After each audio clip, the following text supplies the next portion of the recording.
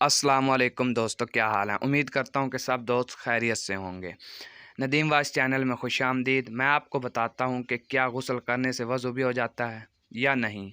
अगर आप इस तरीके से गुस्ल करते हो तो वज़ू हो जाएगा।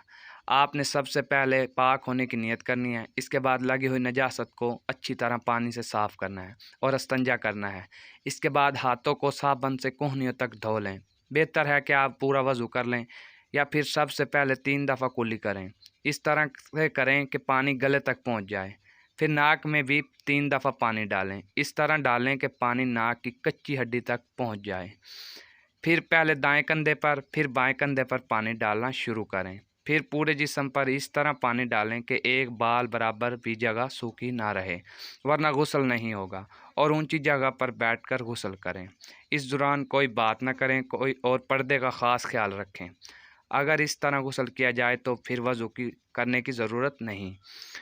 मज़ीद ऐसी वीडियो देखने के लिए हमारे चैनल को सब्सक्राइब करें। वीडियो देखने का शुक्रिया।